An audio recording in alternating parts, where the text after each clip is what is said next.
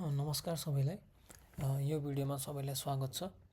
आज चाहिँ म एउटा इन्टरेक्टिभ प्रेजेन्टेसन टुल मेन्टिमिटरको एउटा सर्ट डेमोन्स्ट्रेसन भिडियो दिन गइरहेको छु।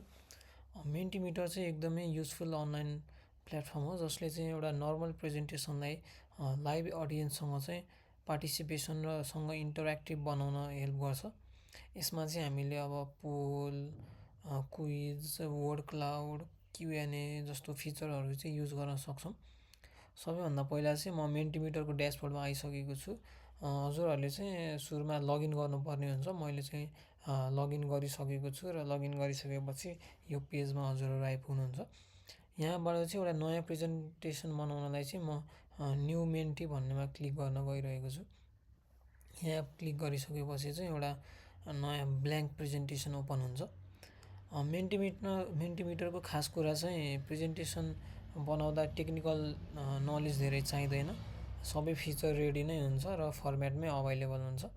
जस्तो अब यहाँ चाहिँ मैले अब न्यू स्लाइड भनेर क्लिक गर्छु। न्यू स्लाइडमा चाहिँ हामीसँग सुरुमा थुप्रै अप्सन देख्न सक्छौँ हामीले यहाँ के गर्ने हो भनेर। जस्तो अब चाहिँ म चाहिँ सुरुमा एउटा मल्टिपल चोइस चुज गर्न गइरहेको छु। अब यहाँ चाहिँ मैले एउटा क्वेसन राखिदिन्छु, हु इज द करेन्ट अप्सनहरू चाहिँ मैले यहीँबाट दिन मिल्छ।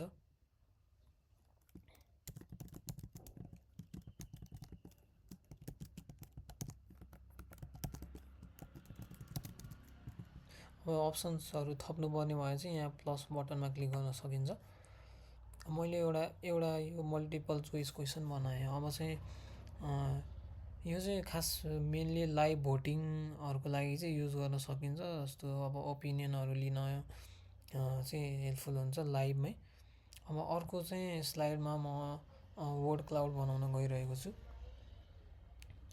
अब वर्ड क्लाउडमा चाहिँ के हुन्छ भन्दाखेरि अडियन्सले चाहिँ आफ्नो आफ्नो वर्ड टाइप गर्दाखेरि चाहिँ कमनली टाइप भएको वर्डहरू चाहिँ यहाँ ठुलो उयो जस्तो ठुलो फन्टमा देखिन्छ भने चाहिँ, अनि थोरै टाइप भएको चाहिँ अलि सानो सानोमा देखिन्छ र यसले चाहिँ एकैचोटि भिजुअल फिडब्याक दिन्छ कि केमा चाहिँ बढी फोकस भइरहेको छ भनेर। जस्तो म चाहिँ एउटा अब वर्ड क्लाउडमा चाहिँ एउटा कुनै क्वेसन राख्न गइरहेको छु। जस्तो हाउ आर यु फिलिङ भनेर।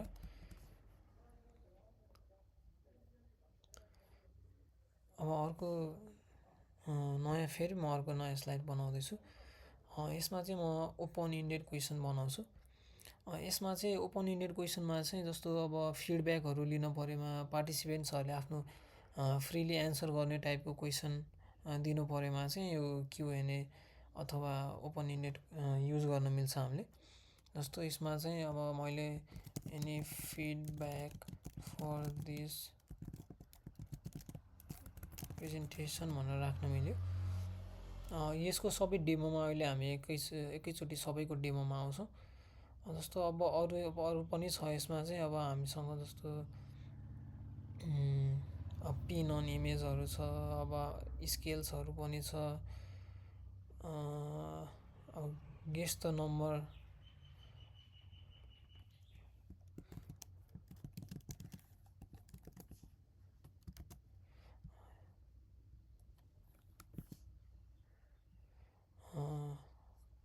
यसै गरी हजुरहरूले पनि अब अरू थुप्रै जस्तो यहाँ कुनै अब हामीले इमेज यसको लागि चाहिँ पिन अन म्यापको लागि चाहिँ हामीले यस्तो म्यापहरू अथवा केही हाल्न सक्छौँ। त्यो चाहिँ आफैले यहाँ अपलोड गर्न मिल्छ। जस्तो यो चाहिँ मैले अहिलेलाई यो हटाइदिएँ।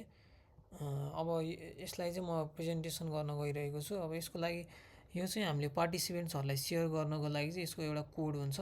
त्यसको लागि चाहिँ म स्टार्ट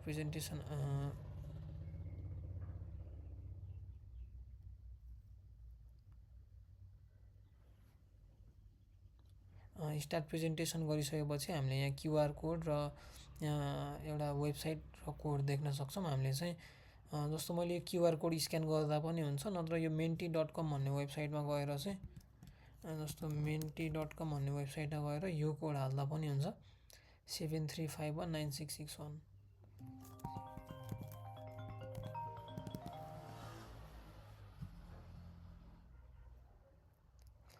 जस्तो अब यहाँ चाहिँ अब यो मैले सुरुदेखि लिएर जान्छु। जस्तो who is the current PM of Nepal भनेको छ, मैले यहाँ बालेन्द्र शाह गरेँ। यहाँ हेर्न सकिन्छ एउटा चाहिँ यहाँ भोट आइसकेको छ। अर्को हाउ आर यु फिलिङ भन्दा मैले यसमा चाहिँ ह्याप्पी भनेर टाइप गरेँ।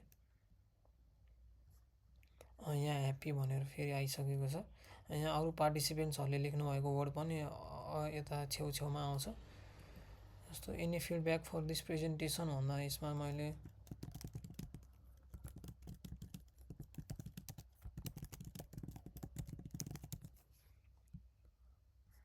लेखेँ भने यहाँ एउटा फिडब्याक आइसकेको छ। जस्तो अरू वाट इज 2+2 भनेर चाहिँ मैले यसलाई अब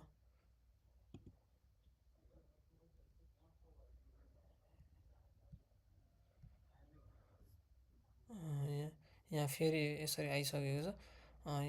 यसरी चाहिँ अब हामीले आफ्नो रिजल्ट पनि हामीले पार्टिसिपेन्टको भ्यूबाट रिजल्ट पनि हेर्न मिल्छ।